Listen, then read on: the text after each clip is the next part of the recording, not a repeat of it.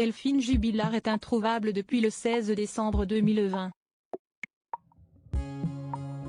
La jeune femme a disparu à Cagnac-les-Mines, dans le Tarn.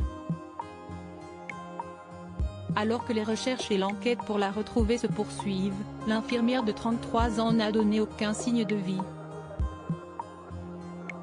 Les proches et amis de l'infirmière ne perdent pas espoir de découvrir ce qui a pu lui arriver.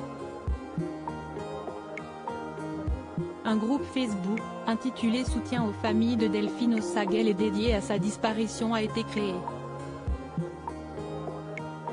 Le 14 juin dernier, une de ses anciennes collègues a souhaité prendre la parole et elle a évoqué une possible nouvelle piste.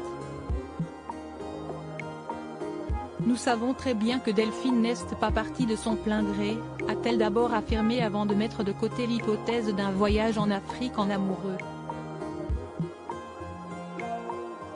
Comment aurait-elle pu envisager et organiser le réveillon du 24 décembre 2020 ensemble en nous proposant de se répartir le menu entre notre service et le sien pour s'enfuir quelques jours avant en Afrique, avec son amoureux? Ou je ne sais quelle autre merde j'ai pu lire, a-t-elle déploré. L'idée que Delphine Jubilard soit partie de son plein gré a immédiatement été mise de côté par ses proches, qui ont assuré qu'elle n'aurait jamais laissé ses deux enfants, Louis et Elia. Mais qu'où est-il arrivé à la jeune femme? La disparition de Delphine Jubilard reste un mystère. Ses proches ne perdent toutefois pas l'espoir de découvrir ce qui a pu lui arriver. Pour cette collègue de travail, il est évident que tu n'es pas partie de ton plein gré, qu'il t'est arrivé quelque chose de terrible, a-t-elle d'abord écrit. Alors que de nombreuses rumeurs concernant l'infirmière de 33 ans ont vu le jour au fil des mois, cette amie assure qu'elle aimerait qu'elles soient vraies. En prétendant que tu t'es enfui. J'adorerais même que tu sois juste une garce qui a trompé son mari et cesse de jouer de tout le monde, poursuit-elle avant d'ajouter, mais je sais, Delph, que tu n'as pas fait ça.